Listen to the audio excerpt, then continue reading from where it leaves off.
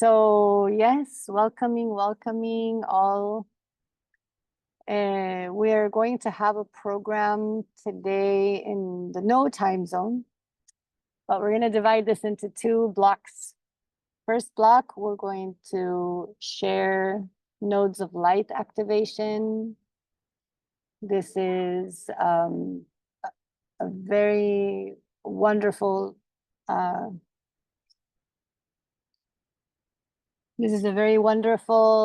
instrument that the Great Spirit has channeled for these times of awakening.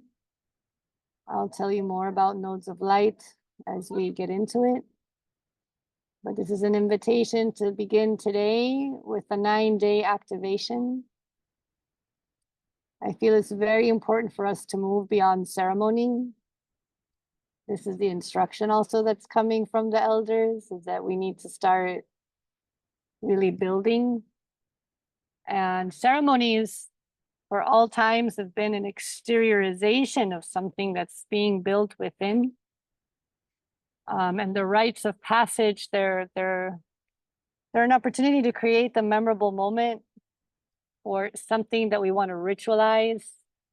And so this way today, we are ritualizing this planetary regeneration. And this is a way that we have of initiating ourselves into a work. I've been inviting you and kind of hinting that we're going into a 9-week course. So this would be an initiation to begin that journey for whoever wants to continue. And we'll go into details about all of this as we go along. But so Nodes of Light is going to work with 9 days activation, 9 days, like 9 months. We're working in fractal time, going into that dimension of a Luna. And we'll talk about that before we begin Nodes of Light. So we're going to do Nodes of Light first, and then we will go into a presentation that I've brought to you, a visual presentation, so I can really go deeper into sharing with you what it is that we're doing here today. It's very important for us to understand and to really interiorize the exercises that we're being given and the context and a bit about the Sierra Nevada, the work, and well, what I'm doing here, since a lot of you don't know me. So after this presentation, we're going to take a break and we're going to dance a little bit, and we're going to move our bodies and just kind of get into another mode. And when we're done with that, for about 5 to 10 minutes, rehydrate, right? Stretch a little bit.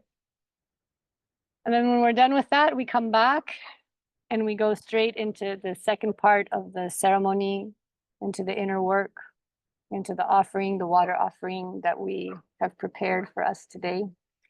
So here with me, just so you know, so that's the program. Okay, so that's why I don't know how long it's going to take. After we finished the second part of the ceremony with the Spanish speaking group, we went into breakout rooms and we shared and kind of sharing with each other what we felt during the ceremony and what reflections it brought about. It was a very nourishing and wonderful opportunity for people to just kind of open up and share. So since we are a small group, maybe we don't have to go into breakout rooms, or maybe we will. We'll see what happens. So that's the program. We end there with the breakout rooms, with the conversation, the talking circle, right? To share our experience. So that's what we're going to do today. Yeah. I've brought here, if you can see, this is a bowl with water. It's got some flowers and some crystals inside. And this is very simple. This is going to charge up all the energy that we're sharing today. And at a certain moment, I'll request that you bring this into your hands or your lap and you do some work if you've prepared your own waters. And if not, don't worry about it. Because all of the work we do is in the quantic field. So really, everything that you work on, you're working on yourself. You know, so it's you're recording it, and so will I. You know, all of this altar here is recording everything we're doing and sharing. So we're connected. Don't worry if you didn't build anything as a little water altar. And I also like to clarify that altars are external help, but they're not necessary in this work. We learn that we make objects sacred because we become sacred. And the work we're doing is to recognize ourselves as sacred beings. We are the altar. So I like to keep my altars very simple. So all I have here are these flowers, and then I have a couple of seashells, and I'll show you a picture of them at that moment when we use these materials, and I'll explain what the seashells are doing. And then we have this candle was lit this morning with the Spanish speaking group, so it's still lit. And that's all we have today. That's the elements that we're going to be working with. So welcome. If you'd like to also share on the chat where you're from, your names, and then that way when we finish this first cycle, I can read and kind of get a feel for where we're all connecting from today. Yes. Okay, so let's begin. We will begin by lighting our candle if we have our candle, and if not, don't worry, we light it in our hearts. So we can hold the candle in our hands and just close our eyes. If it's a new candle, I like to blow on it with the intention that it removes all the prior information that it's accumulated before coming to my hands. And we just light the candle with our intention today. We're here for planetary regeneration, peace from within and spiral.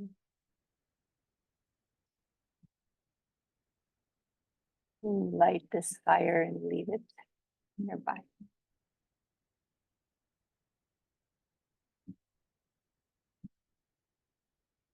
We're going to find a comfortable position and place to receive this and to go into the interior world. The ancestral cultures of all time have understood that there's a such thing called the quantic field before the scientists in quantum theory discovered it for thousands of years. So we're celebrating that science has caught up to spirituality.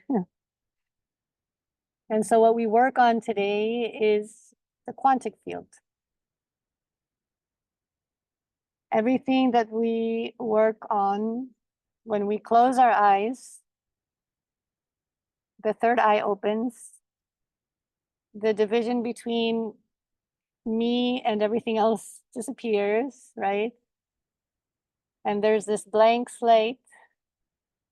And this is the slate from which we can start to create. This is the quantic field portal. And so we work with the quantum field because we've understood that here in the Sierra, the quantum field is an actual dimension and it's called a luna. And it's what the elders, the mamos say here is that it's the dimension from which all of material existence begins before it materializes. So anything before it materializes begins in the quantic field in a luna dimension. Before anything is material, first it's thought. So if all matter comes from thought, that means that if we learn to direct our thoughts and to appropriately mold the thoughts and the images that we're projecting, then we will be able to have an effect on matter. So that's what we do when we work in the Aluna sphere, and it's very powerful work. And when we do this together in a network, like nodes of light network that we are activating together, then this becomes a very powerful, powerful tool for planetary regeneration. Because we will be able to visualize and build within what we want to see outside. And this is a universal truth. As it is inside, it is outside. So at the same time that we're living this planetary crisis with the forest fires in Amazonia, where we're seeing a literal climate disaster happen, where we have already more than 12,000 hectares of forest that's been burnt. 12 million hectares. That's a lot. And this is the lungs of our planet. And so the same way that we start to exercise the quantum field and the creation through Aluna, well, the Mamos have taught us that we can start to create an effect on matter. Now, if that matter has to do with nature, then we have to become nature in order to speak her language. Otherwise, it doesn't work. So I respect and honor all of these beautiful intentions to be doing ceremonies to sing and pray for water. They're wonderful initiatives, but from what we've understood here in the Sierra, we don't have the spiritual authority over water anymore because our waters are tarnished. Our waters have been affected by everything that we've charged. And so that's why this ceremony and this 9-week course that I'm inviting to, and the 9-month process that we live inside of the Caretakers of Life School is about cleansing our waters. And it's going to be about becoming water, becoming nature again, so that while we synchronize with nature, we will be able to be on nature's frequency. And when we're in nature's frequency, we will be able to again have access to the permission to request certain things to happen with nature, right? So this is what the mamos and the elders have taught us. And when I heard this word, I felt it very coherent. I was going around in ceremonies doing this kind of work, and the mama was the one who brought me to the understanding that we can't affect outside what we haven't resolved inside. And so the work here in the Sierra is very powerful work that goes within. So that's why we don't work with big altars. And our ceremonies, you'll see today, are reflections, they're pedagogies, and they're all work within the quantum field. And they're initiations to longer processes where we sustain a work so that we can start to really shift ourselves and start to imprint Aluna, the quantum field, with something. Because if we just do it for a little while, it's beautiful, but it's like a shooting star. It's just, it comes and goes. But if we sustain a work for 9 days, like Nodes of Light, which is an invitation of what we're going to do now with Nodes of Light, to repeat this during 9 days, then it becomes very powerful. And if we do that for 9 weeks, then it's even more powerful. And if we manage to do that for 9 months with all of the modules and all the extra work that comes with the school, then it becomes literally regestating ourselves. We're talking about birthing a new humanity, and this is something that's being spoken about in the conscious community, but we speak about it metaphorically, and we go to a ceremony thinking that in a ceremony we're going to rebirth. Well, if we want to rebirth, we need to regestate, and that takes 9 months. So we're just kind of going back into coherence, right? And saying, okay, we want to birth a new humanity. Let's take 9 months to regestate. And in those 9 months, we do, of course, more than just Nodes of Light. Nodes of Light is like the base, the entering portal for this work. And in the second block of our gathering today, we will do a little bit more. We're going to enter into the field of this extinguishing the flames, and we're going to do a bit of exercise to understand the rest of the work that we're being summoned to do. Yeah. So 9 days, like 9 months, and 9 days, like 9 weeks, like 9 months in fractal time to regestate. Just kind of getting warm into that intention so that we can perhaps sign up for the 9-day activation and the 9-week course. So let's go ahead and start nodes of light. For that, we just need to sit in a comfortable position. Hopefully we're barefoot with the feet on the ground if we're on a chair, or if we're sitting on the floor and lotus, semi-lotus, or whatever position we feel we can be comfortable in, as long as our back is straight. And we close our eyes. And when we close our eyes, we open the third eye. And through this third eye, we enter the dimension, the quantic field, a Luna dimension.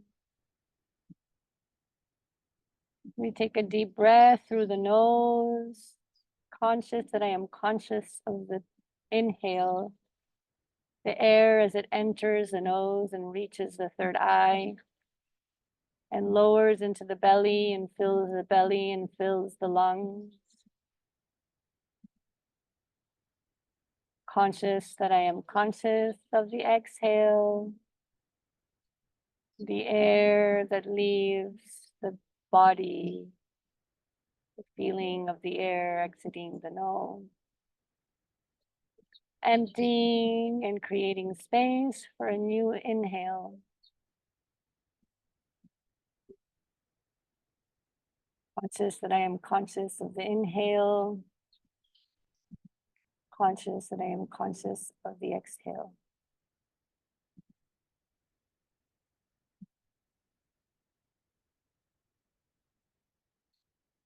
Conscious that I am conscious of the beating of the heart in the middle of my chest.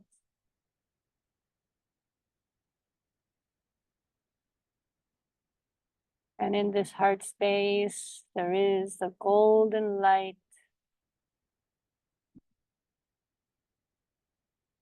And as I inhale, the golden light becomes bright. And as I exhale, it expands and grows.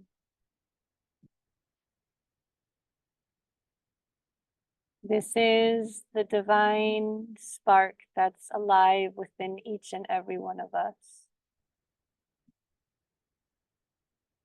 With each inhale, it becomes bright, and with each exhale, it grows and expands.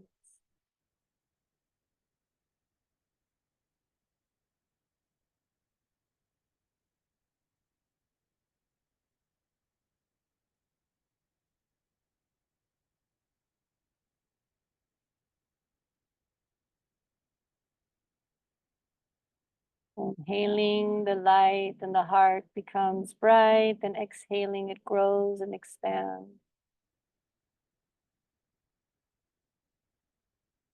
And inhaling, the light becomes bright, and exhaling, it goes down through a tube of light through the center of our body and penetrates the earth, the rocks, the sand, the underwater waters, the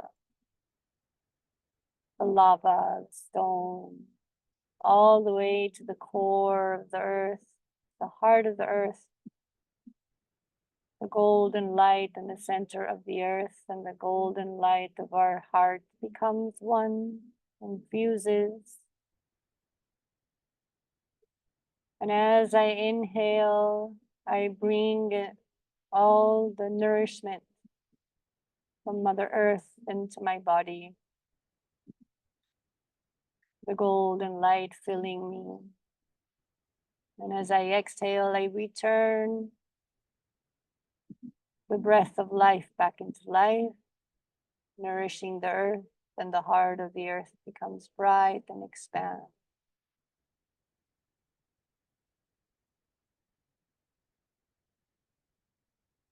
Inhaling, I receive the exhale of the plants, the trees, the forests, the rivers, and oceans, and lakes.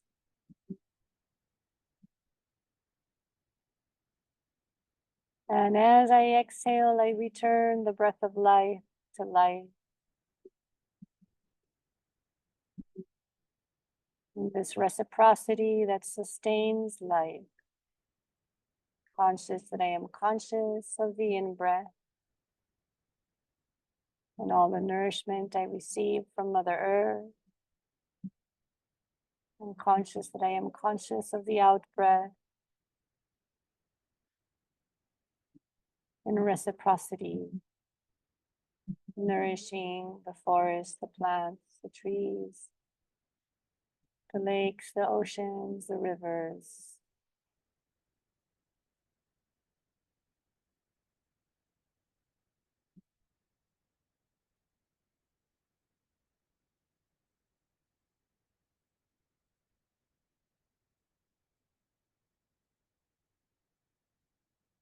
In the next inhale, the light in the heart grows bright. And on the exhale, the light rises through a tube from the center of our body to the crown of our head and beyond, penetrating the sky, going towards our sun, our moon, the stars, planets, galaxies, and beyond, all the way to the heart of the sky, the central sun, where the light of our hearts melts with this heart of the sky, the central sun. And as we inhale, we receive all the nourishment of the central sun and of the cosmos that fills our body with the golden light, each cell nourished.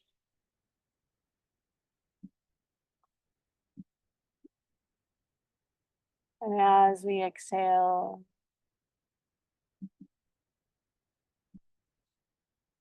we release back into the cosmos, the breath of life, nourishing.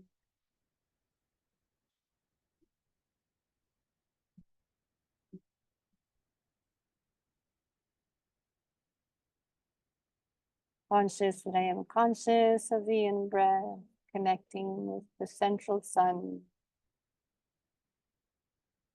Conscious that I am conscious of the out-breath, returning, reciprocating this balance that sustains life.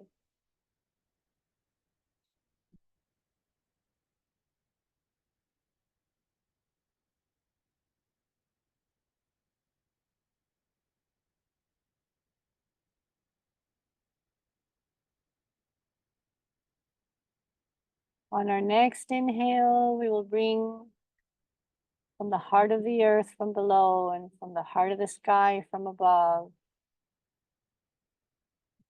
united in the center of our hearts, the golden light from Mother Earth and from Father Sky,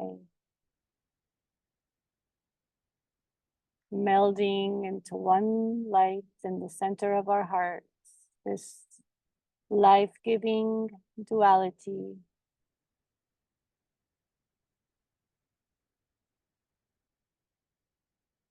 The Mother and the Father united in the hearts. And as we breathe in, we receive the nourishment from the Mother Earth and Father Sky, our whole light body, and exhaling the light back to the heart of the earth and the heart of the sky.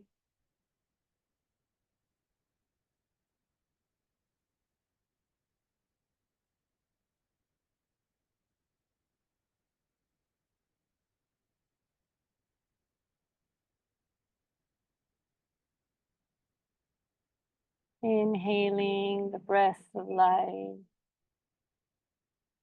exhaling.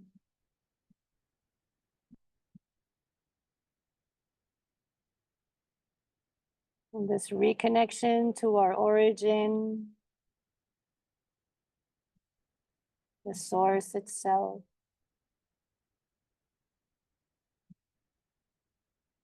Inhaling through the heart grows bright.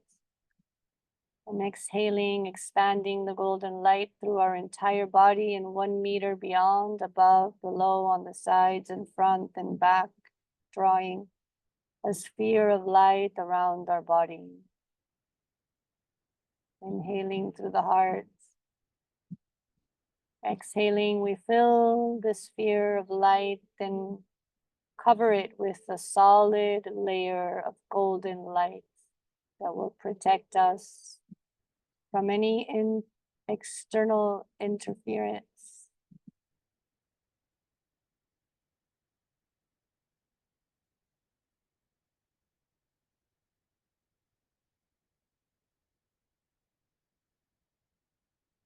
This is our node of light. And as we breathe from our heart, creating this vessel through which we travel through the quantic field, through Aluna dimension, into the depth of the construction of a new world and a new humanity. Reconnecting ourselves from this origin, declaring ourselves sacred beings,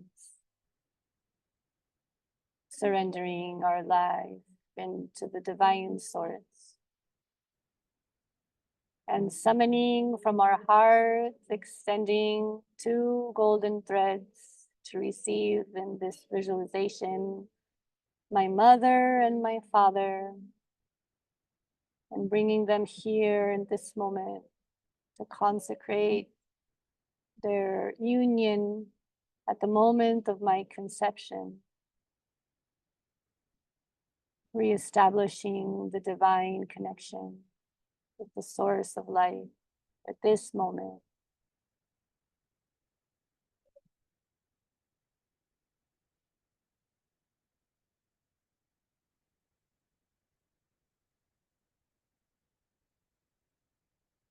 A golden light that wraps mother and father in unity, and from the heart that shines,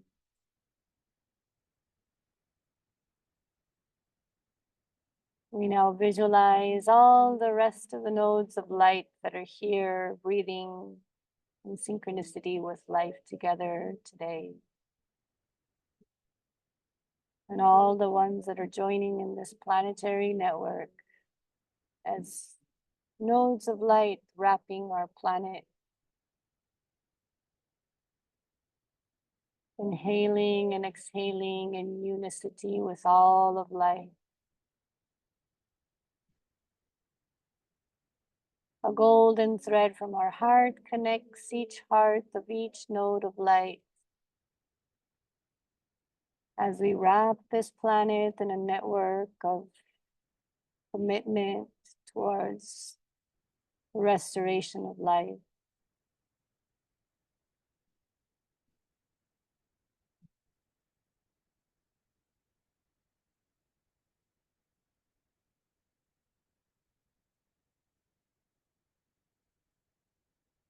Requesting permission to direct all of our energy today and our intention towards the heart of South America, the burning fires of Amazonia.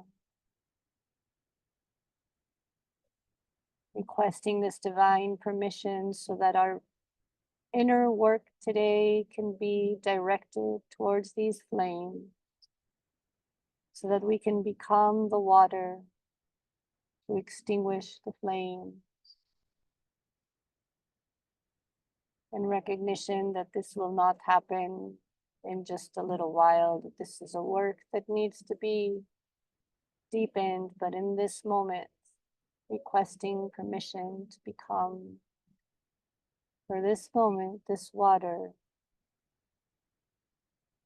to extinguish the flames. In recognition of our own flames, the fire weapons of our conflicts, the fires of our egos, requesting permission today to retrieve our flames from these fires and extinguish our own flame as a planetary service towards all the fires.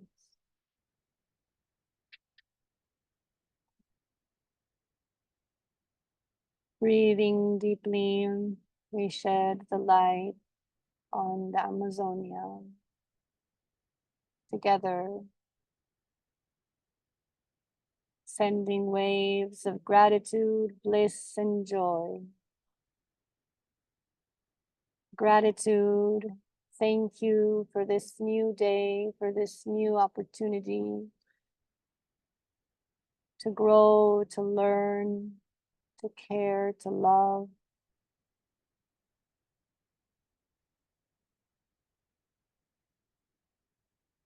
Bliss, the sacred union and the sacred pleasure, origin of all life and bliss.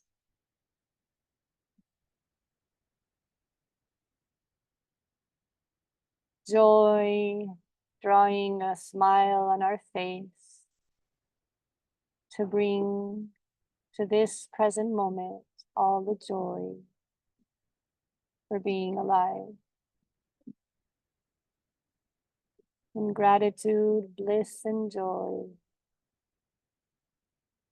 all the nodes of light breathing in unity. In gratitude, bliss, and joy. Gratitude, bliss, and joy. Gratitude, bliss, and joy.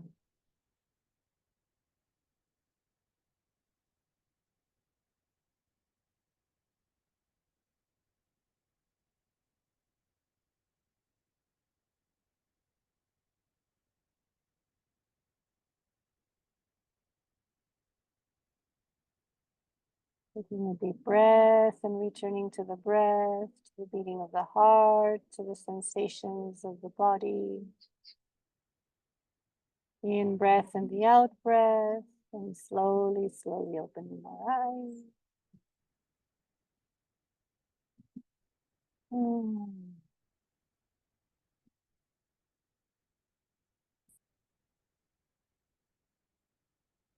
Gracias, thank you.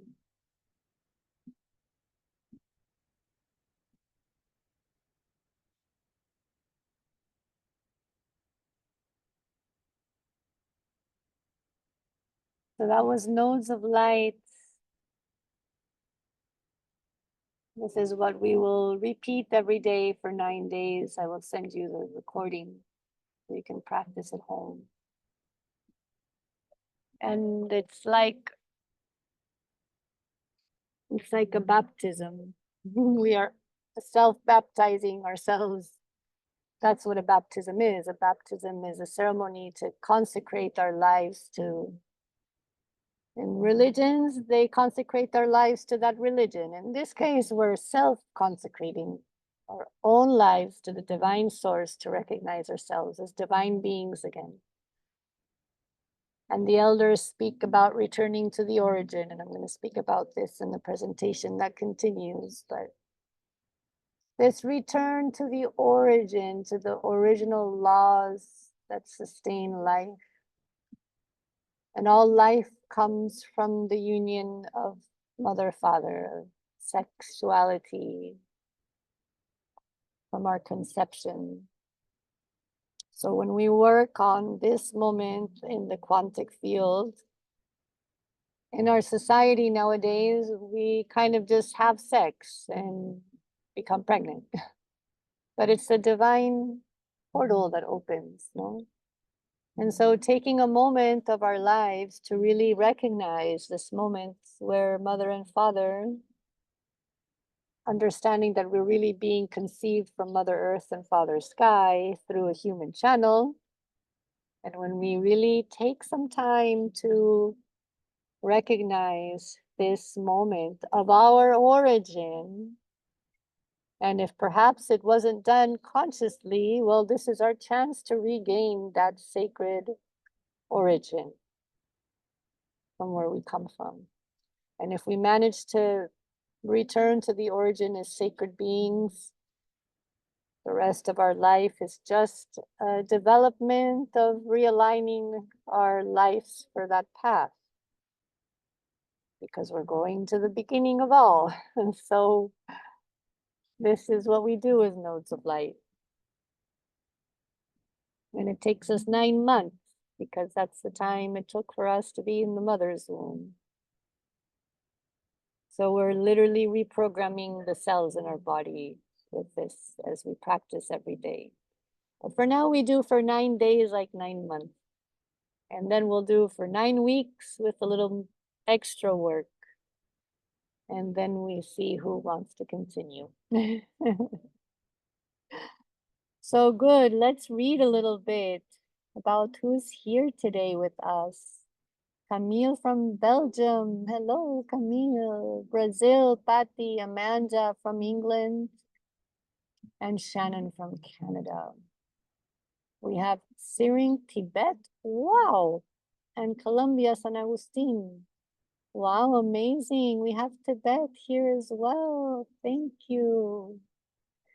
Okay. All right, darlings. Thank you for sharing. We have nodes of light all over the planet. We had somebody from Israel come into the Spanish group today too. This is very exciting to see how many people. We had about 50 people on the Spanish call. About 30 were left by the end. So we had a good group going. I hope we can grow this one too. We're little fractals.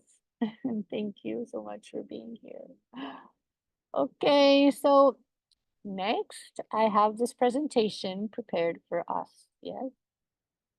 Does anybody have anything they'd like to share before we move on? We're going to have a chance at the very end to share everything, but in case you'd like to say something or share something or a prayer or anything before we move to the presentation.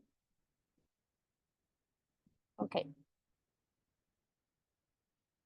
So I have it open already for us.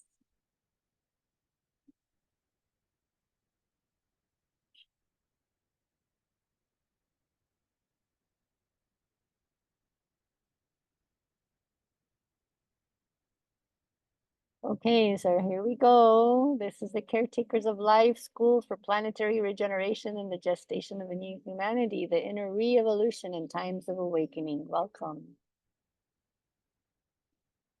The Caretakers of Life School and Hummingbird Nature Reserve, Peace and Unity Sanctuary here in the Sierra Nevada de Santa Marta. The strategy for spiral planetary regeneration, land back, spiritual stewarding of ancestral and vulnerable territories, and intercultural cooperation. A lot of big words. We're going to go through that little by little, what we mean with all of that, okay? In memory of Mamo Palia, who's the Mamo who I met here when I arrived, who passed in 2017.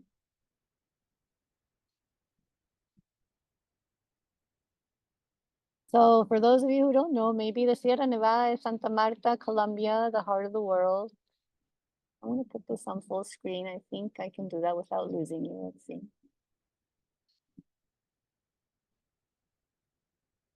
Yay, much nicer. This is the home of the Kogi indigenous people, one of the most preserved ancestral cultures in the world, for which it was declared a patrimony site by UNESCO. And oh, it says 1995. Sorry, there's a typo. It's supposed to be say 1979.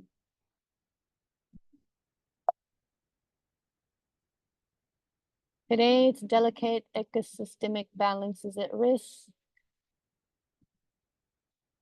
So what you see here is a map of the Sierra Nevada, the Santa Marta region. It is spiritually and energetically delineated by what they call a black line. If you look at a map of Colombia, this won't show up as is, because this is what the Kogi people and the people from the Sierra have designated as their ancestral geographical delimitation of their territory, which of course nowadays in politics, it's divided into 3 different states in Colombia, but for the people here, it's just one heart of the world. And it's delineated by this black line. And if you look closely,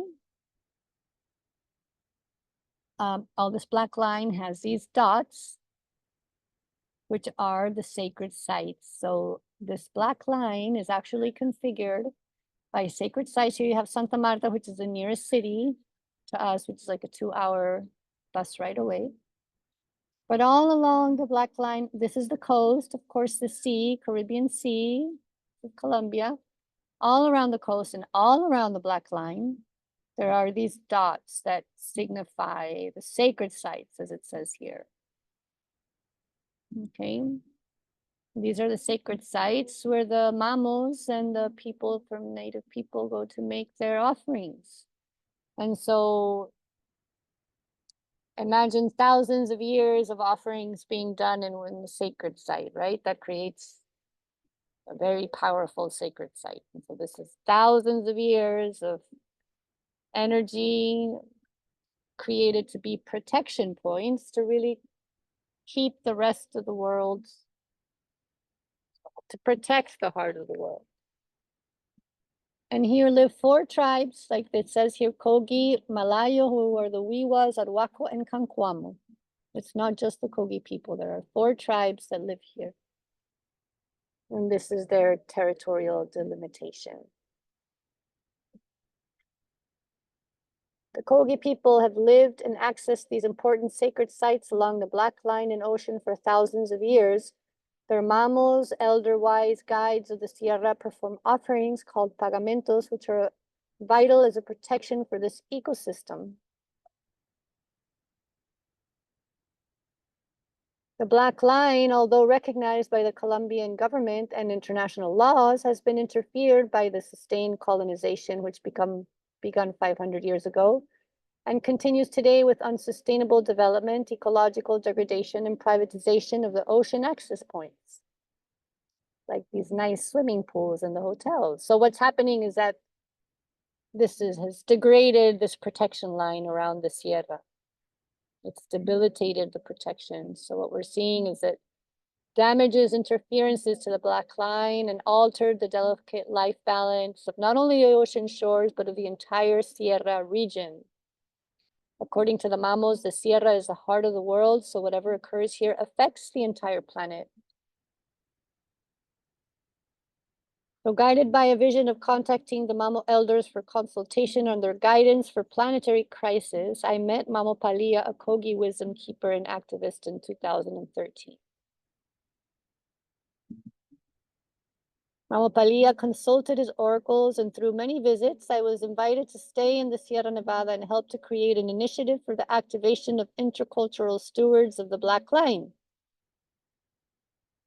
helping with the recovery of the land, sharing of sustainable practices, and learning how to regenerate our planet in a spiral that begins within. Apparently, the Sierra Nevada has prophecies that speak of the coming of this time when the younger brother turns to the elder brother to the Sierra to ask for guidance on how to prevent the destruction of human life on the planet and to help recover what was lost here. His invitation was for us as younger brothers to help bridge the message and teaching of the Sierra to the world, an urgent call for the protection of Mother Nature by establishing unity and peace, the cease of fire in our conflicts and ways, and the return to the law of origin. Mamo Palia's vision. Humanity has developed life on this planet disconnected from the law of origin, the universal laws which sustain all life. The solution lies in returning to living in the law of origin. And when we asked what was this law and how could we study it, he replied, "This law is complex to fully understand, and it is written in no book, and no Mamo knows its entirety. But we can find the keys in nature, for within her are the living laws of origin." He indicated for us to sit under trees, on a rock, on the side of rivers. Inspired but yet doubtful, I asked, how do we know we are listening to nature and not our own mind babble? To which he replied, In order to hear Mother Nature, you must empty yourselves and release all negative influences from within. You must take the vow of harmony and unity and renounce to all conflicts, because Mother Nature only speaks to the innocent souls who do not inhabit any harm. You must live immersed within her so she can teach you directly. You will find the message for the younger brother is in the direct contact with Mother Nature with no intermediaries.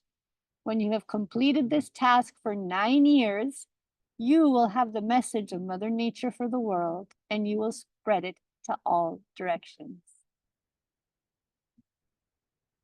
So we received the mission to awaken the hummingbird people, the people of all colors, of all races, awakening the call of Mother Earth to return to her, to become her stewards, returning to nature and in alliance with the indigenous cultures to help restore what has been lost and is vital in the sustaining of all life on the planet.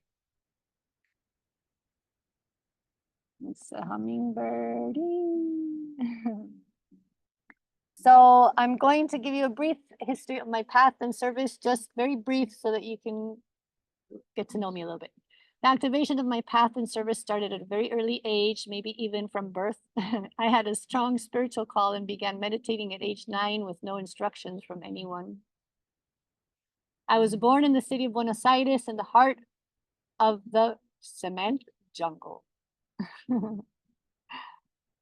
But at age 21, I had a life-changing experience. I entered the natural dimension and had my first direct initiation with nature while sharing 2 months with the Iban people in Borneo, Malaysia.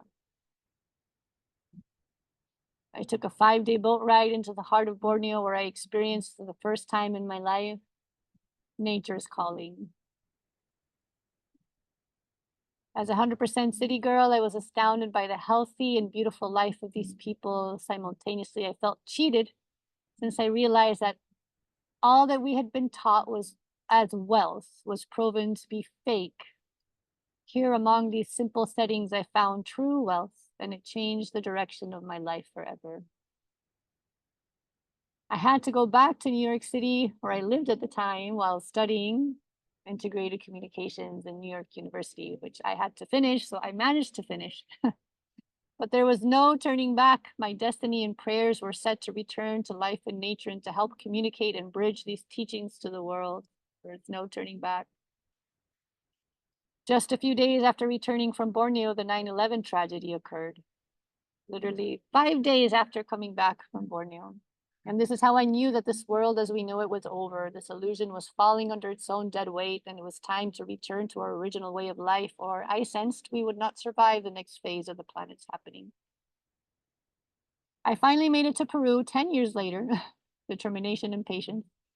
In 2011, in the sacred valley of the Incas, I was summoned by the Queros elders to organize a gathering for Mother Earth. More than 700 representatives of indigenous cultures and over 1,000 participants from all over the world arrived to this gathering. This gathering was held at Sacsayhuaman Ancestral Temple, the first time the Peruvian government gave permission for an ancestral ceremony to occur in this site in hundreds of years. This was a prophecy awaited by the Inca descendants. The sacred site was spiritually reclaimed and reactivated as a result of our gathering.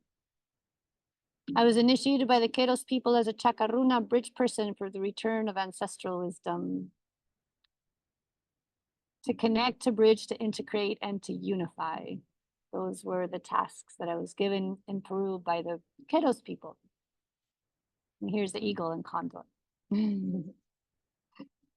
So after this, I trampolined over to the Sierra Nevada and organized the first gathering of intercultural visions in 2014 and 2016. This is where we met Mamo Palia, and we were requested to help recover ancestral lands and become stewards of the Sierra.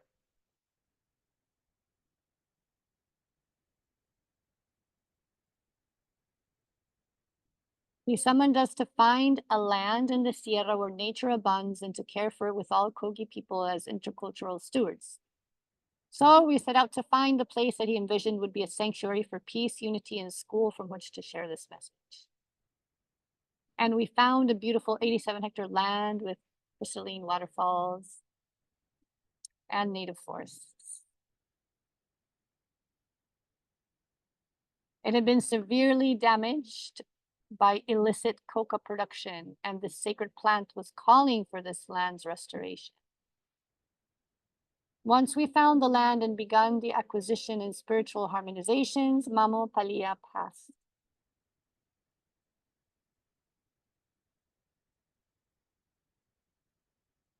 I have continued to follow his teachings, stewarding this land in solitude and silence, learning from nature and from the Kogi neighbors and community for 9 years. In 2024, yeah. We made it, inspired by his vision of unity and peace, the end of wars and conflict, and the potential for our planet's regeneration, which lies within each of us. So in 2020, I founded the Caretakers of Life School for the regeneration of humanity and our planet, with courses, retreats in the Sierra Nevada Sanctuary, and online programs celebrating the internet and its facilitation for us to be able to share this message with the world.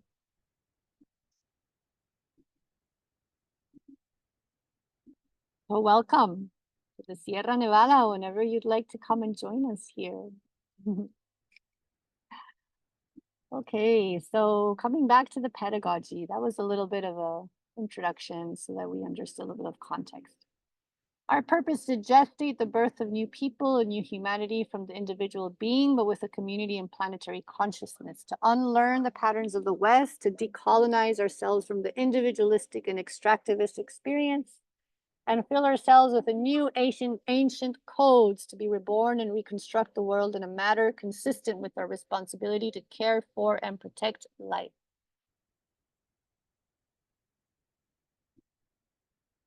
I've been training as a midwife and womb healer, investigating the path for preparation for conception and birth, which has been lost in Western culture. This is interesting. Also, understanding that in midwifery wisdom lies the keys for midwifing and birthing this new humanity. Been spending lots of time with the grandmothers. So Mamo Palia's message of the regeneration of the human seed implies applied spirituality, deep permaculture. Mama would always say that spirituality needed to come from the, floofy skies and come down to earth. He would say, okay, beautiful ceremonies, beautiful songs, but what's the proposal? What are we going to build with this? What are we going to do? He was always inciting us to action. So applied spirituality, deep permaculture. We're all familiar with permaculture, but permaculture just stays within the logistics, technology, and implementation. And for me, this is a new idea of permaculture that births from within, right? So applied spirituality and deep permaculture for the birthing of a new humanity, and projects around the globe who seek to protect life. So yes, we're here to also empower other places and travel and teach what we've learned, and also bring the mamos with us. So Mamo Palia's message of the regeneration of the human seed implies the clearing of the imprint of our conflicts. Okay, so now we're getting into what we're going to do in part 2 of this. Okay, so it's very important. I want to take a pause on the slide, and maybe we can just stare at it so that this can impregnate us. The clearing of the imprint of our conflicts, which are the weapons that keep us at war and division. His vision of peace was to study the origin of conflict.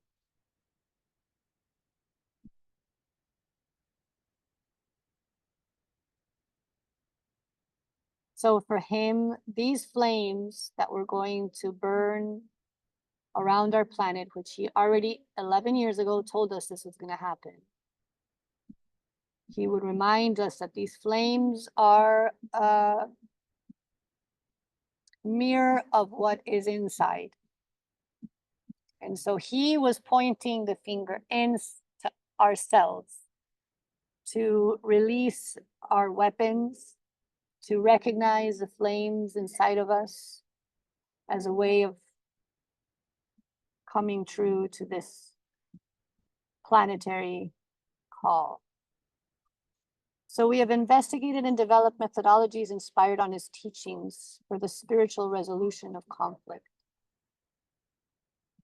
And I like to say that in these 9 years, I received a lot of conflicts in trying to develop this call, and my life became a living school of conflict resolution.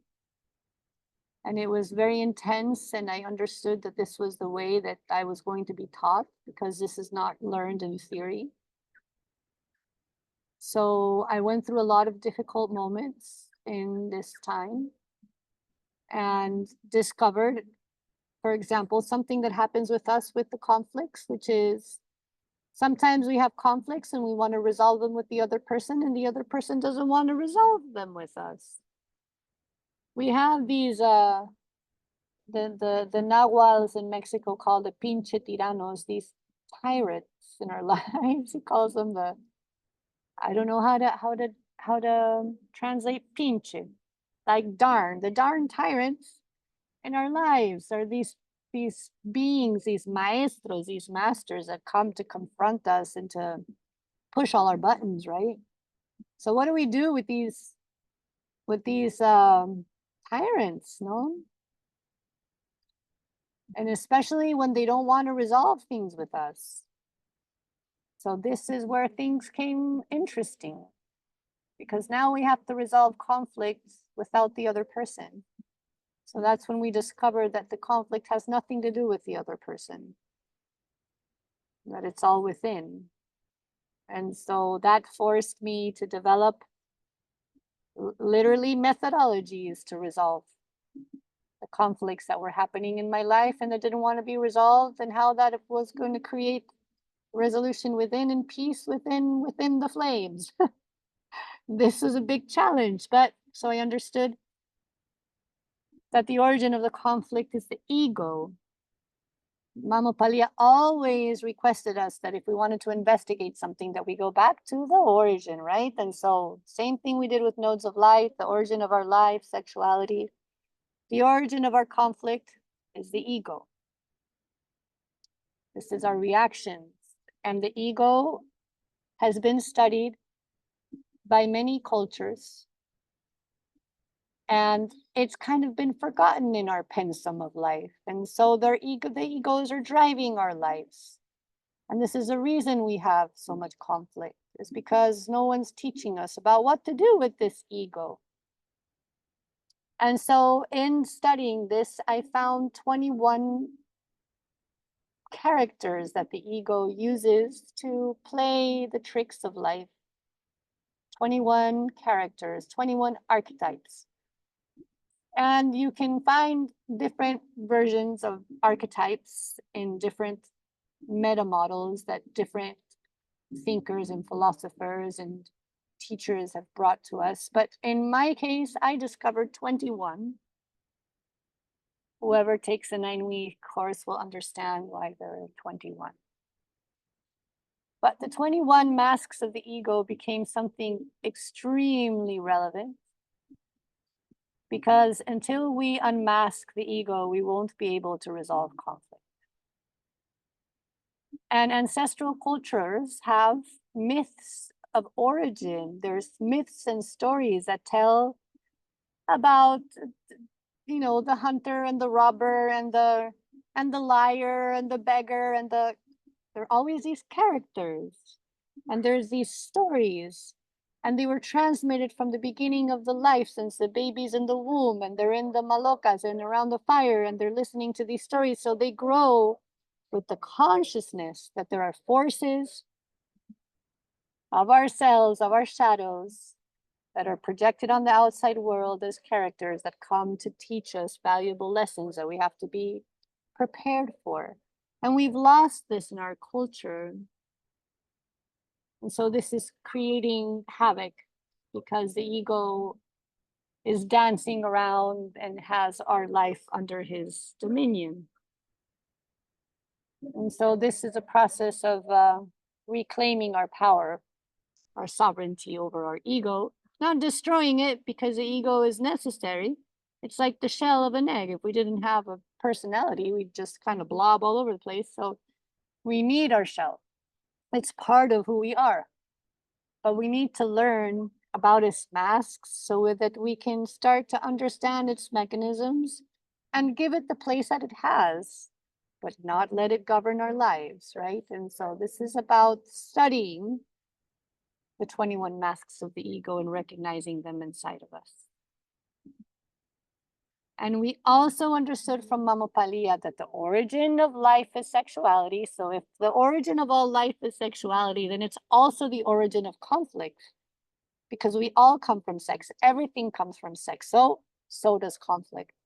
And so we also need to clear the imprint of our sexuality and the way we're handling our sexuality, because every sexual act is a creative act. And this course has also been deleted from our pensums in school, in our family homes.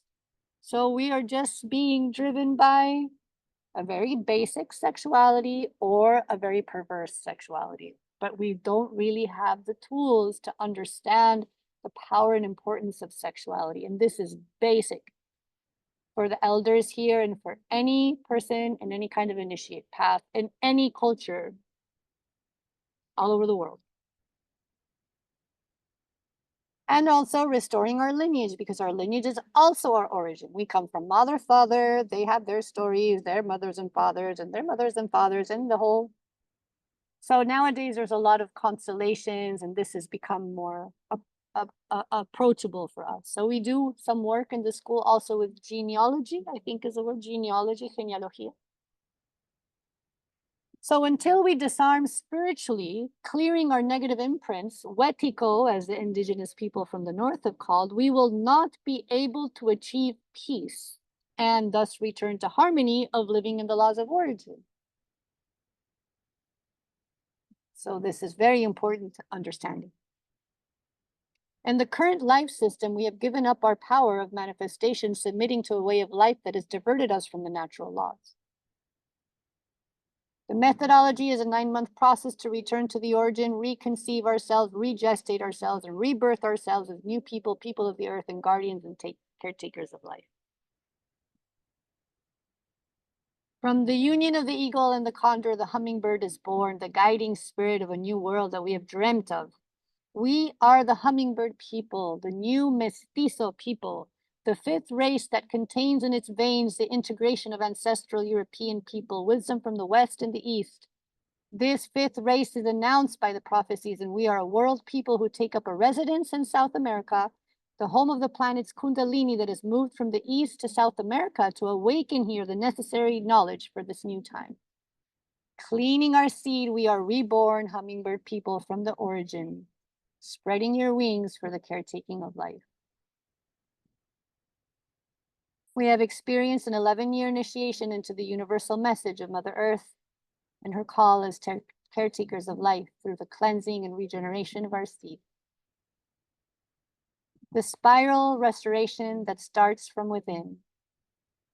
The spiral restoration that starts from within. The spiral restoration that starts from within. The spiral restoration that starts from within and is co-created by a network of people who go through the spiral restoration that starts from within, the spiral restoration that starts from within, expanding into the universe. Thank you.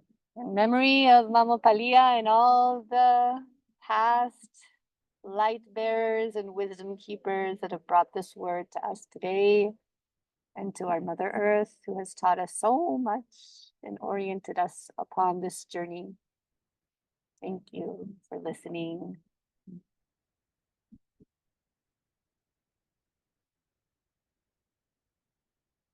So good. That was a presentation. Does anybody have anything that they'd like to share or ask before we go on to the dance break and we come back for the final part of our ceremony? Shannon, go ahead. Thank you so much, Luciana. That was important. I want to honor you for all of the work that you have done in order to get to here and now. It's a big job. What's wrong, Patty? Do you want to talk? Of course, you can't unmute. You need to be unmuting invited. you now. You can come to the Okay. table, Patty. Go ahead. Thank you. Thank you. Well, that presentation was amazing. I loved it. It's so clear. It's inspiring. It's something that I've always had within me somehow. You know, I have references there, including of the pinche tirano, the tyrant, because that comes from the Toltec tradition, Don Juan Castaneda, my friend. Well, anyways, but I really honor that, and I hope I can connect more and more with you to learn and to bring a lot of that to my community here where I have an NGO. Unfortunately, I have to leave now, but I'm going to follow the recording. And no, I'm super. And all these 9 days, 9 weeks, let's see how we can follow up. 9 days for sure. I'll be doing it. The other one I'll follow up. Thank you so much. And thank you all of you that are here. Ciao. Bye. Thank Thank you, you. Patty. Bye, Thank Patty. you. Bye. Go ahead, Shannon. You wanted to say something else? I've as a Canadian with a mission that was divinely given, I'm really looking forward to seeing how these things develop, and I want to offer my help in doing editing of the video or the presentation. If you want to do it again, it would be even better if there were no spelling errors. So I can offer that into the circle. Thank you so much.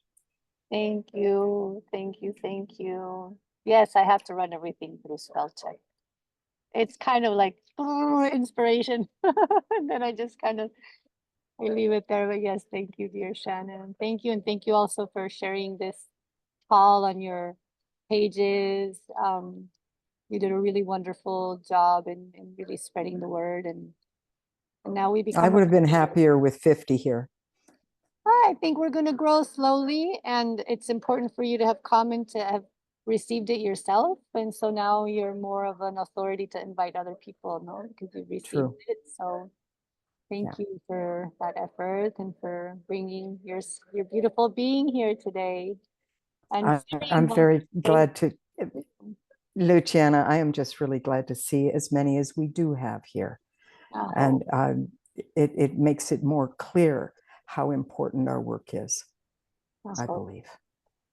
Thank you. Thank you. Go ahead, Sering. I don't know if I'm saying your name right. I'm sorry. Yeah. Good evening, everybody. Buenas tardes. Yes, my name is Tsering Chönsong Pöndertsang, and I am born in Tibet, so in Lhasa. The Lhasa means the place of gods.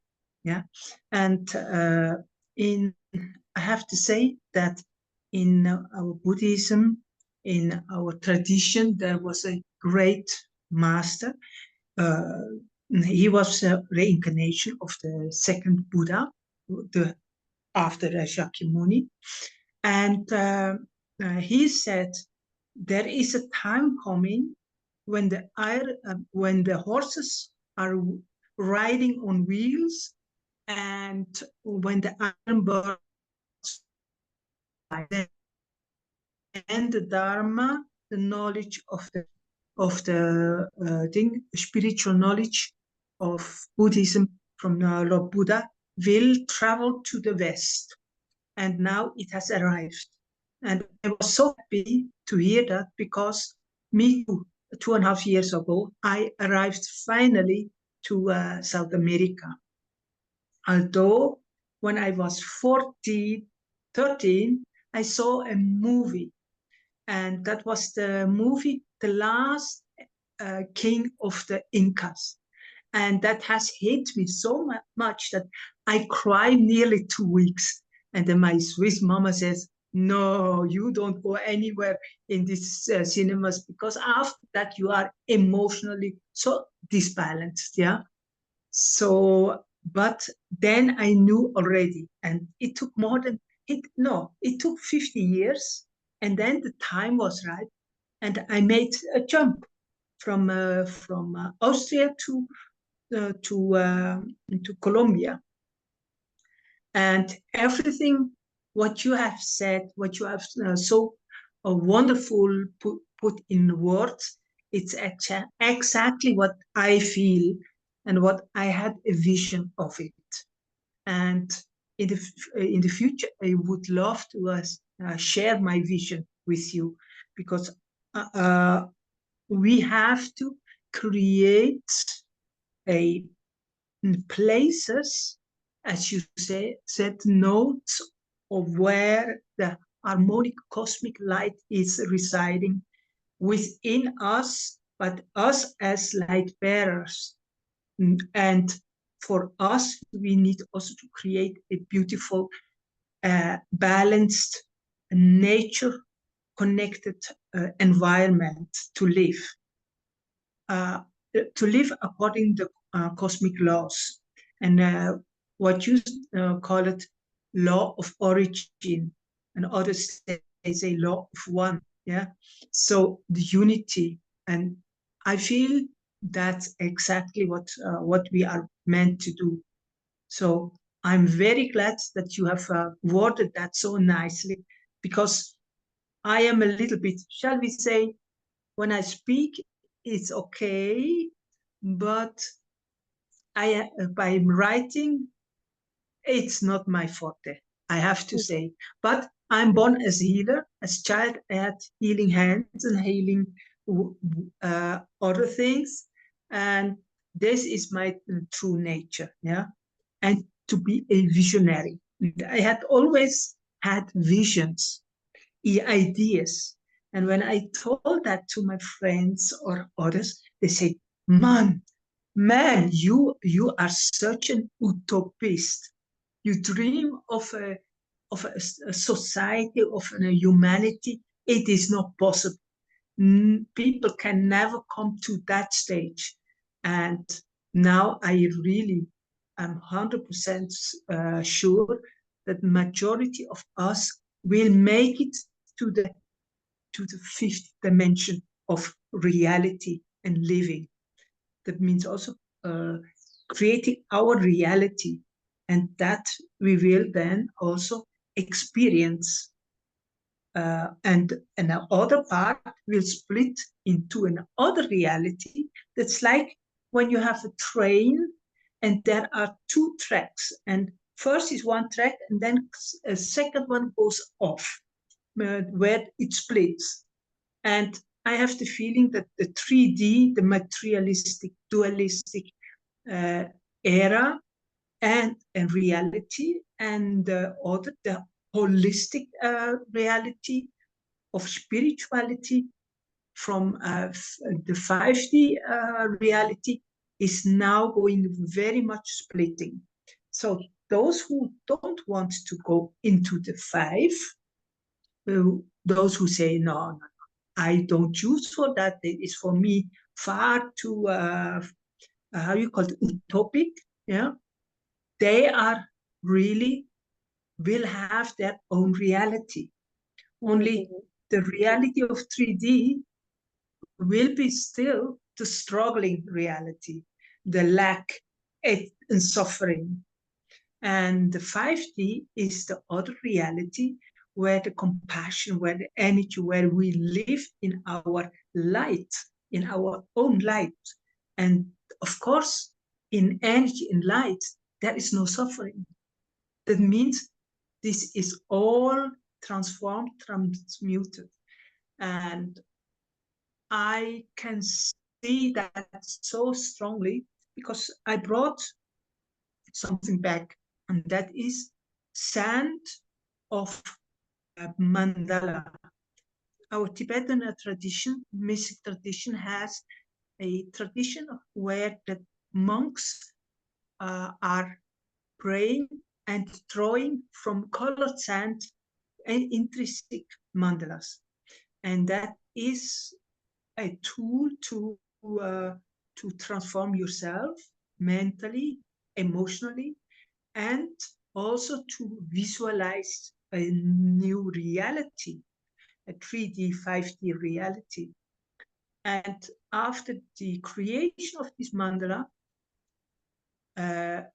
there is a ceremony, there are different ceremonies during the stage of creating, because it takes a long, lots of hours.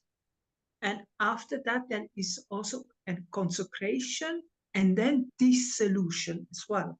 And a dissolution means a symbol of nothing is permanent, because energy can never be stuck in one thing. Energy will always flow and change.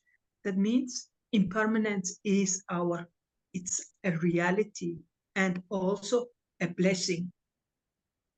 And from that, I saw many times when you put those grain of sand into water, those blessed grain of sand, then the water will absorb the information, the praise, etc. And then the structure of the energetic structure of the water becomes so beautiful, so harmonized. And so in November, I will come to the north, to the Arhuaco, Mamos, and then we will do there a retreat. And if I may, I will share with you the information, and I will bring also the sand so that we can put it in the water in the land, so that water is informed as well.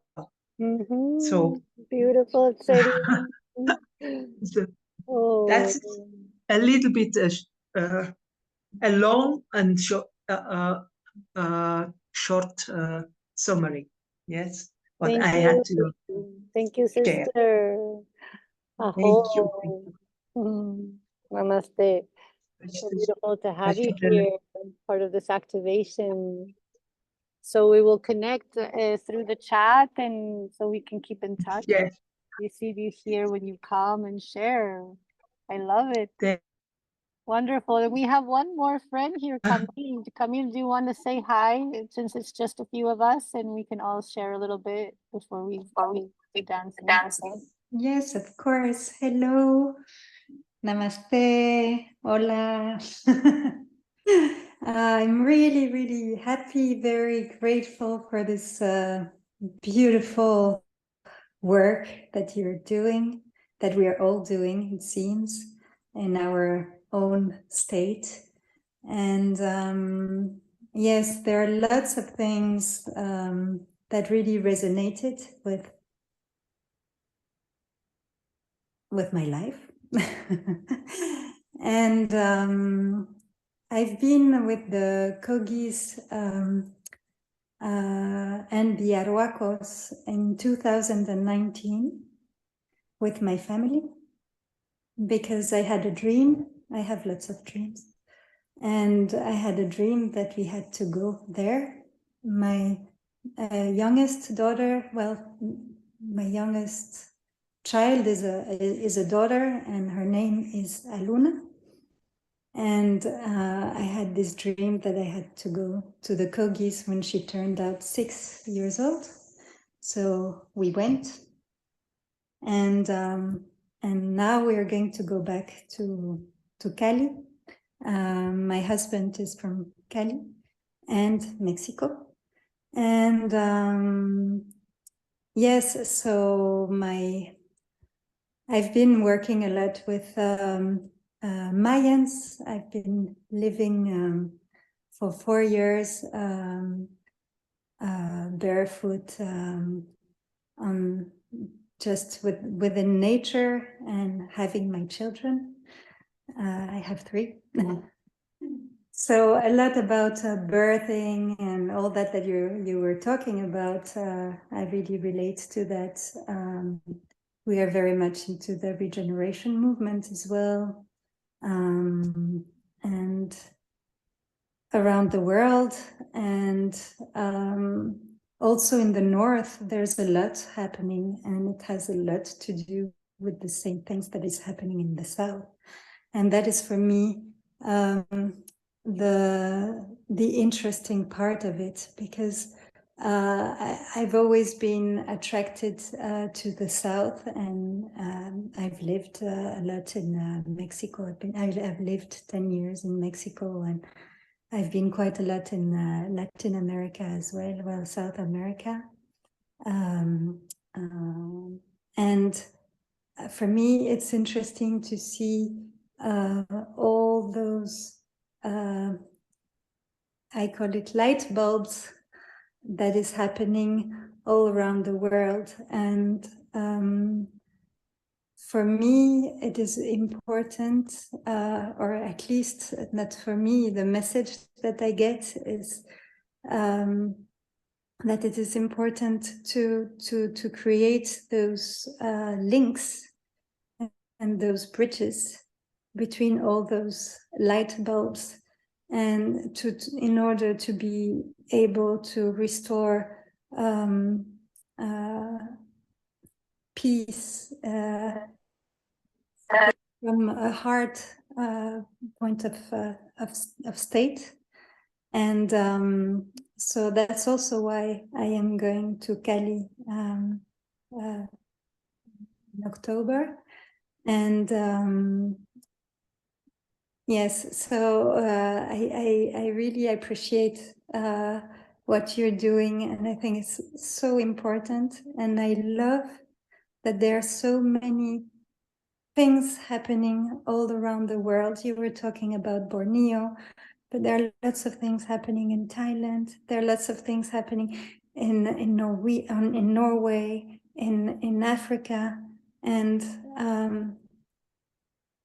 for me, it's really interesting to see all those links, and it gives me a lot of hope and inspiration. Your story really gave me a lot of inspiration. I was like, oh my God, that must be so wonderful to have lived all the things that you have been living. And yes, it just gave me the sense of wanting to share more. And so thank you very much for opening up. And yes, thank you. Thank you. Beautiful to meet you. We have two women here who've been with the Sierra people, or who are going to be now with Arhuaco setting, and we have Camille who's been here, and so we're connected. We're drawing the spheres in a luna. I like to think of, yes, there are things happening all over the world, and it's very beautiful to be part and to watch. But then when we come into synchronized work, this becomes really a construction in the inner sphere. That's the part that's missing. Because we come together for these moments when we're in ceremony, and then everybody goes back home. And one day in plant ceremony, the plant ceremony gave me big scolding about this. It was like, that's not what this is for. No. What's happening? I'm bringing all of my sons and daughters together to build things together, to build. What's the proposal? And so this brought me to build the school so that we can have a community to come back to and to start to do work in Aluna. And since you worked with the mamos, you know that this is what the mamos do, right? So mamos have their preparation, and then they come together and they do work with all of the community, very similar to what we're doing here. And that's how they've protected their territory. By hundreds of people coming together to put the sacred site. And what makes it sacred is that 100 people are saying that it's sacred, and every day for 9 days, and then the next month for 9 weeks, and for 9 months, and for blah, blah, blah. And so this is the work. We need to come back into the Aluna field to start building the world again from the inside out. So this is the next step I call in regeneration work.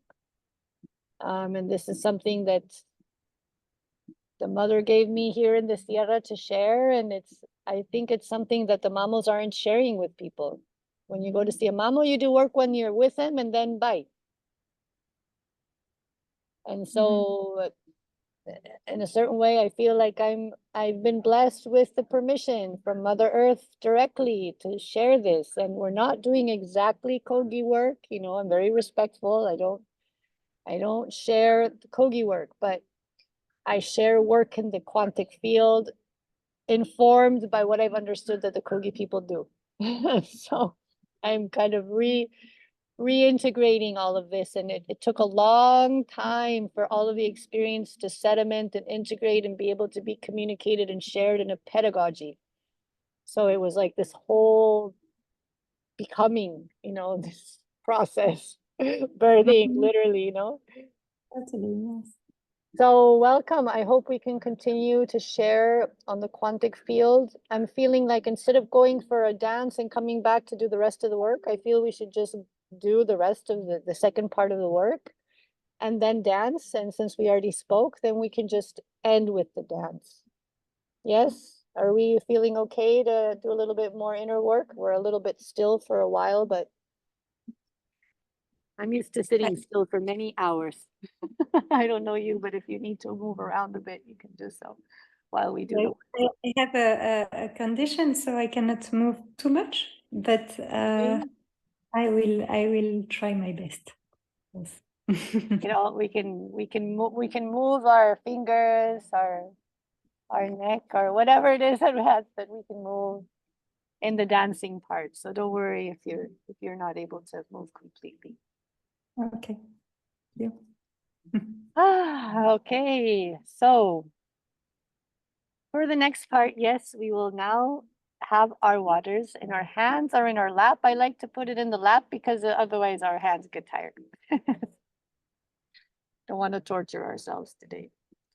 We put it in our laps. And I'm going to share an image now that's of some seashells and a rock. And this is, we're going to do this work with our eyes closed, but if at some point we open our eyes, we can focus our attention on this image and not on my face, because I don't want to be receiving this information from you. The seashells are receiving your energy. And so these are the seashells that later will be offered together with the water back into the ocean. Okay. So let's see, here's the image.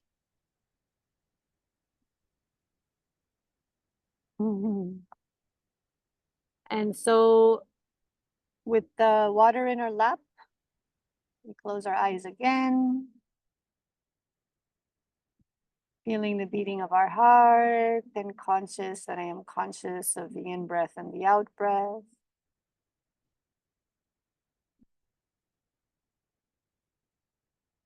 Connecting again with the golden light in the center of our chest that expands to create a loving and compassionate space for this work. Redrawing the node of light around our body so that we are protected in this work.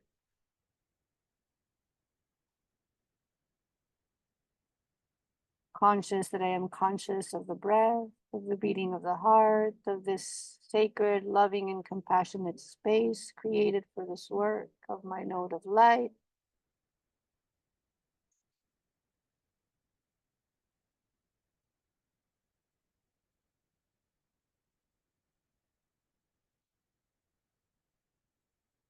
Traveling in the Aluna sphere, in this dimension, through the archives of our life, we call upon the memory of the last time that somebody did something that bothered us.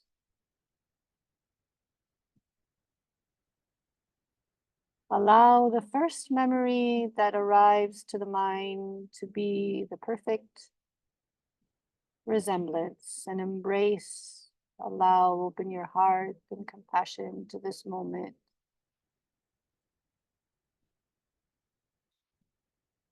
Allow yourself to feel again as if at the present moment, the feeling, the sensation,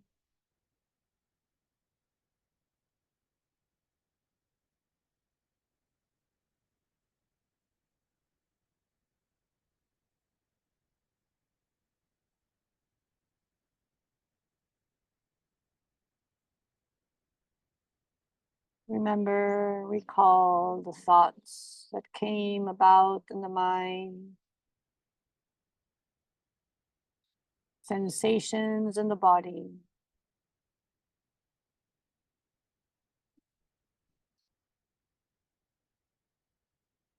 The words that came out of our mouth.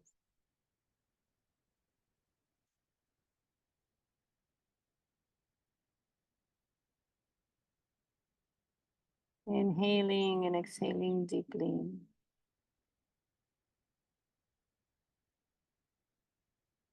Inhabiting and embracing this moment.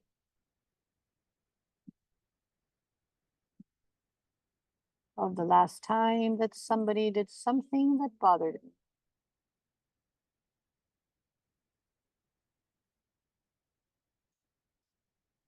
And this sensation of this person doing something to me. This me, this ego that reacts. Breathe deeply. Peace. We create peace by recognizing, by observing, becoming conscious of that which is hidden behind the masks of the ego.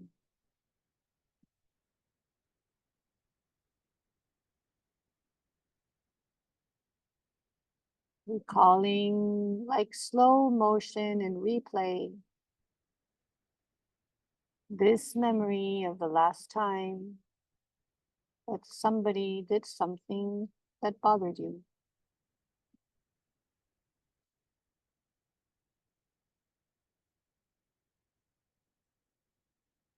Peace and recognition and taking consciousness of that ego that arises to defend itself, that arises, that judges, that projects the responsibility outside. And breathe deeply to just sit in that which is arising in you right now. On the feeling, on the body, the thoughts, the sensation.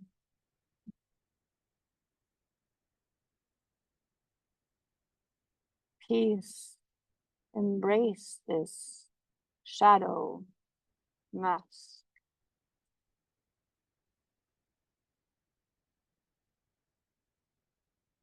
Peace with that which is happening inside of me at this moment. Allow for this to come to the surface of the consciousness. Peace.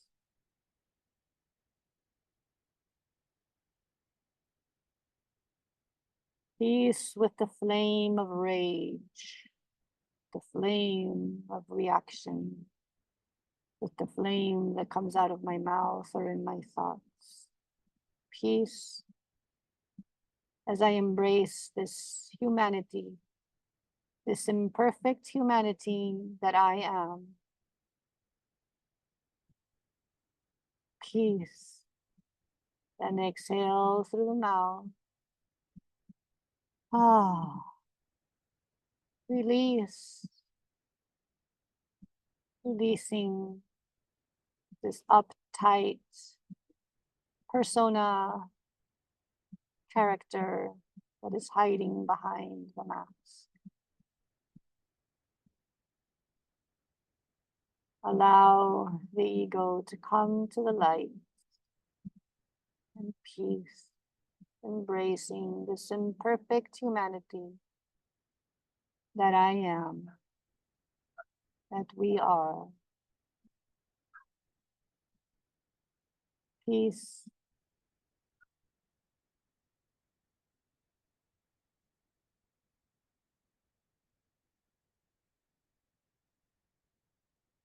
Inhaling and exhaling for peace. Peace with what is and everything that is happening inside of me when something makes me uncomfortable. Peace with the friction that occurs.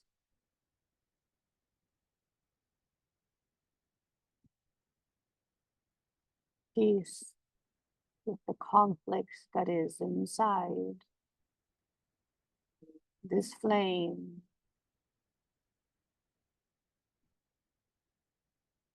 Peace.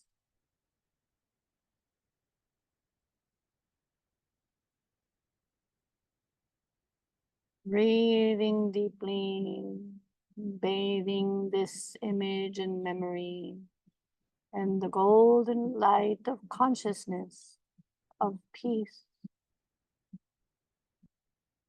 becoming this golden shower of water that dissolves this memory into pure golden light, peace.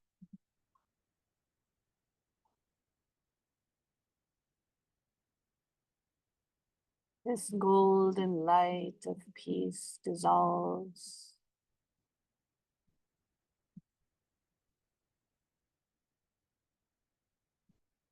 This golden light of peace imbues the waters in my lap and hands with peace, with the light of consciousness and responsibility over the flames that I have inside, and that fire every time I feel uncomfortable.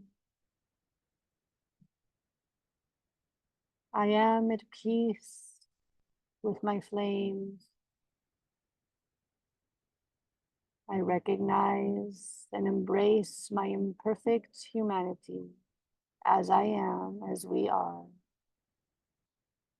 Peace and this golden light that wraps and imbues this water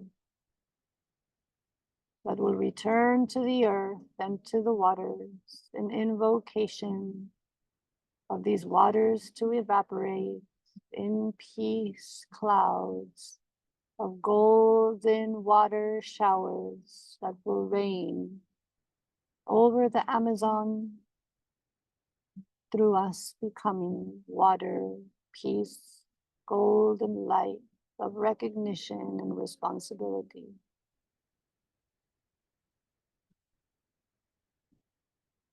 Peace with the flames on the planet as I retrieve my flame and pour the golden light of water over the flame and the forest.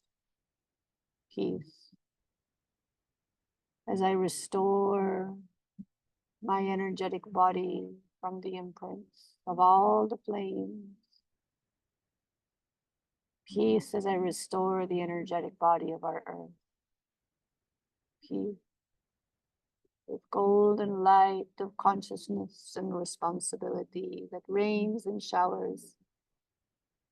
Let us become the waters of peace so that it can rain peace. It can rain the golden light of consciousness over our humanity.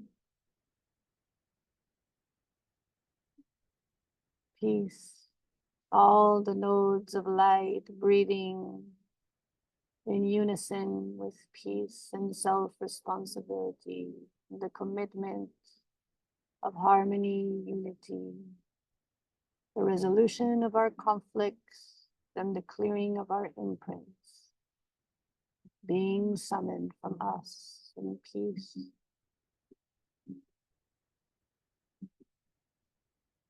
May we all become water as nodes of light, showering golden showers of waters, that they may reach where they need to go.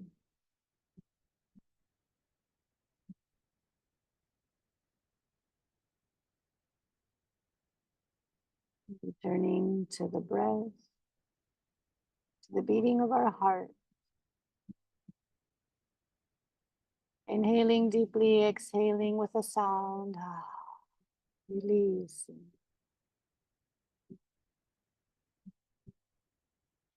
And now holding the waters in our hands, we say our name 3 times and blow our breath of life into these waters.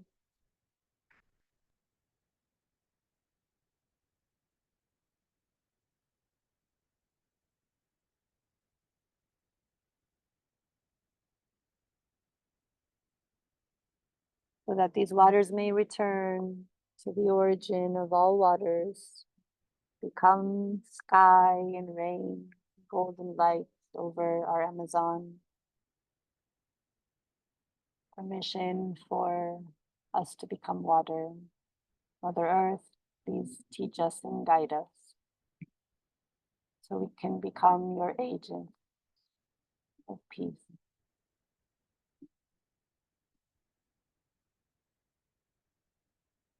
Thank you, thank you.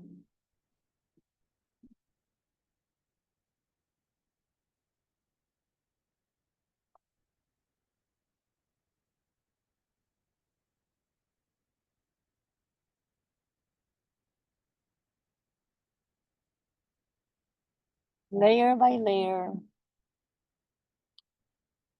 this is the work that we do, layer by layer, mask by mask, recalling each time I felt a certain mask.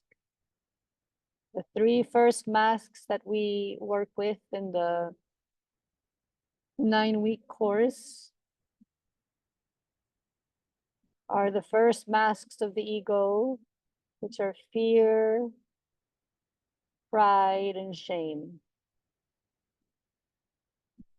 And so we go through a 9-week process of reviewing. The first week, we just work on fear, pride, and shame, and all the times that we felt this. And we clear the imprint. And then we go to the next one, set of 3. So 3 times 7, 21, plus the 2 introductory sessions that we've been doing 9 weeks. So we're already starting. So we've already began something. And we're welcome to continue. This is the work that we're being summoned to do.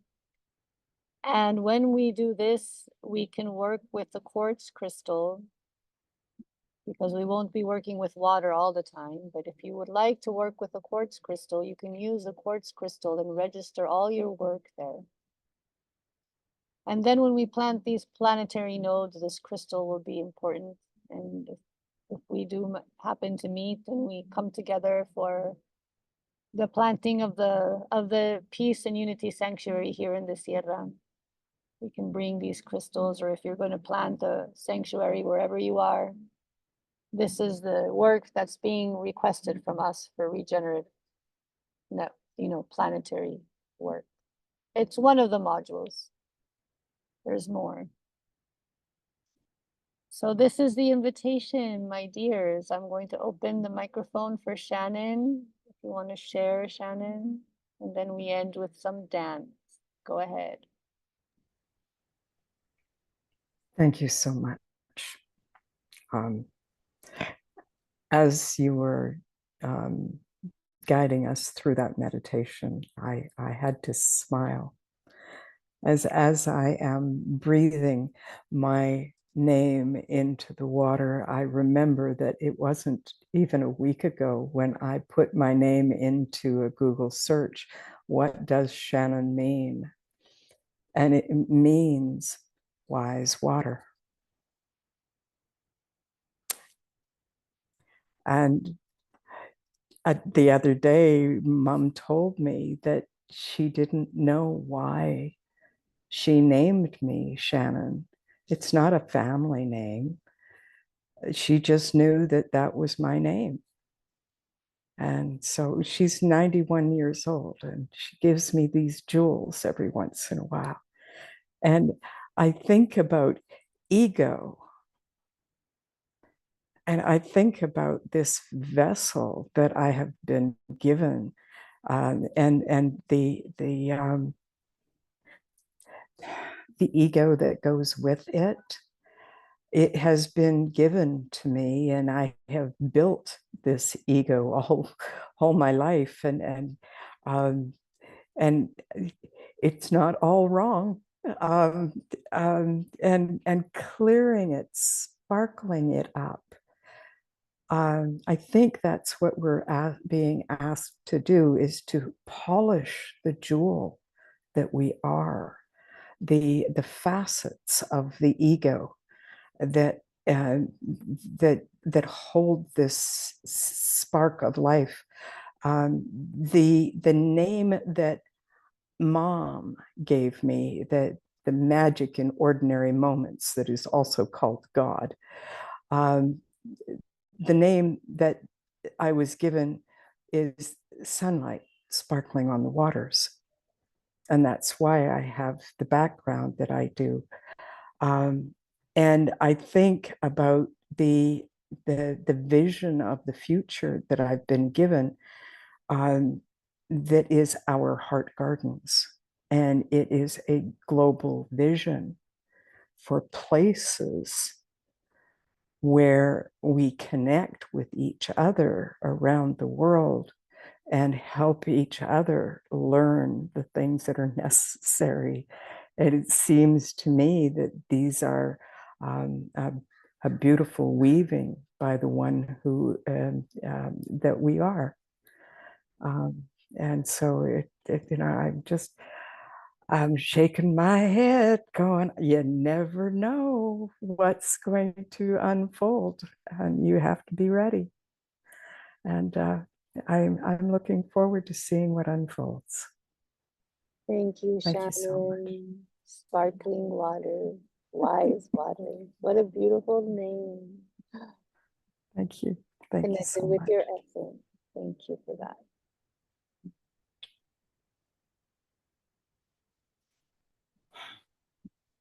Ah, thank you for this beautiful, intimate ceremony between us today. So would anybody else like to say any last words or share anything before we go into our closing song? Are we going to do something with the flames? That's what we did with the flames. That was it. Oh, thank you. And now these waters that have been intentioned go to a body of water near you. If you don't have a body of water near you, you can put them in a plant. It's all the same. It's going back to the origin, right? And we've infused this. So we've built this in a Luna. And that was the work. Simple and deep. I was always surprised by simplicity of the work when it's true, no? But now, so when we sustain this, when we begin our 9-week course, we're going to do the 9-week course begins with a 9-day rollout where we do this every day, right? Together in the chat, and we build up some synergy. And then we go into the masks, 3 at a time per week. And so this is going to be a beautiful work. I received just now in the meditation that we're going to set some times for us to do this work so that we can, of course, it's not the same time in Thailand and in Colombia than in Canada, but it doesn't matter. We're going to synchronize up through some times to do our work. And even if it's just a small group of us, if it's enough of us that want to start this work, I'm happy to guide it in English. We have the chat open already, so I would love to hear. I'll leave you also a link with the information on the course, and there's a PayPal link to make the payment. And if you want to make a different kind of amount donation because you don't have that amount, everything is very flexible. I have to put something on there so that we can sustain our costs. But I always tell people that if you want to give more, you can give more. And if you need to give less, you can give less. This is a reciprocity. Okay, so don't be shy. Welcome. to the next chapter of this. This is just beginning. I hope we can continue for these 9 weeks, and everything will be recorded. So if you can't make it, we will be meeting once a week. If you can't make it, you can watch the recording, and we'll have the chat to share.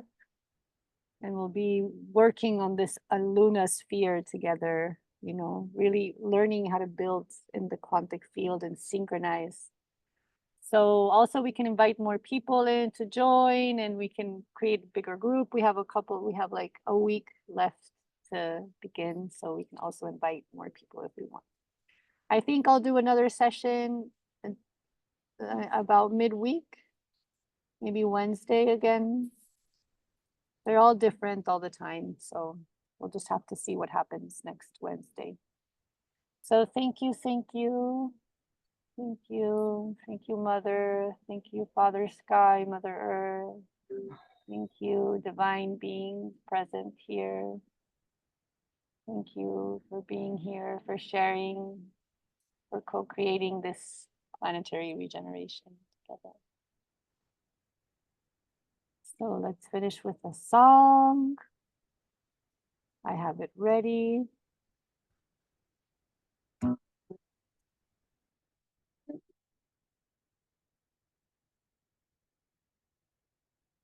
Moment. Okay, let's share this song together and move our bodies. If you want to stand up and dance, you're welcome to. Yeah.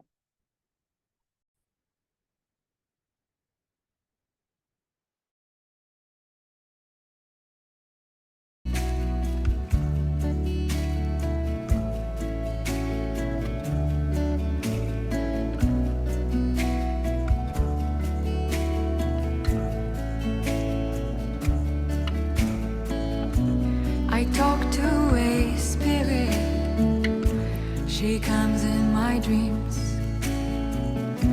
She teaches me lessons, and boy does she sing. Her voice sways like a hummingbird, flies like a shooting star. She whispers, you were never born, so you will never die. Every step of the way, remember that you are an infinite soul.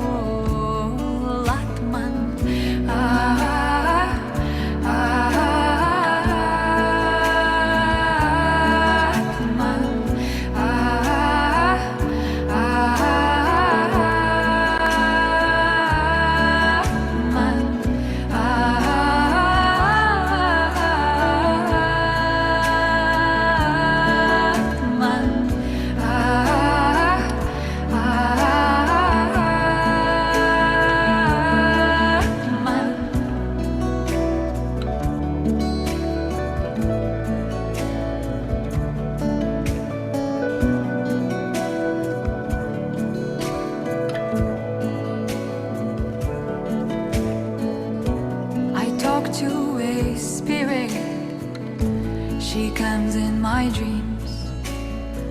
She sheds a light on my darkest corners, merges shadows with pure bliss, and I sway like a hummingbird, fly like a shooting star, knowing I was never born, so I will never die. The future and the past are two sides of one river, and I am an emitter. I am.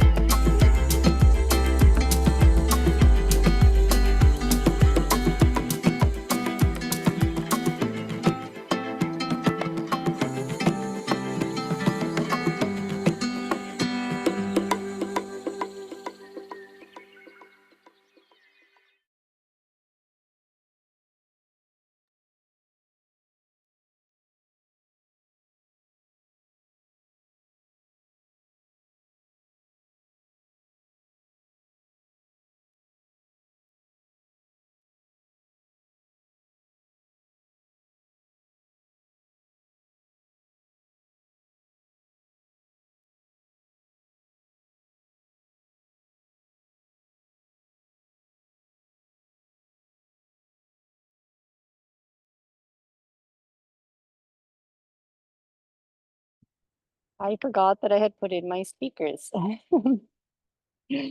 So just saying thank you, sisters, and that we blow the breath of life, of our dance into these waters, so that our waters can also be carrying our offering of our dance.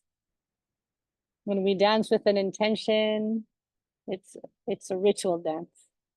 We're dancing to the waters within, we're dancing to become our open wings, to fly into the freedom of our divine being, and so that we can liberate ourselves and this planet, all beings. Thank you. Thank you for joining, setting. Thank you, Camille. Thank you, Shannon. Honoring each of you. Please write to me. I don't know if I have your names on the chat so that we can stay in touch. Thank you. Ciao, ciao.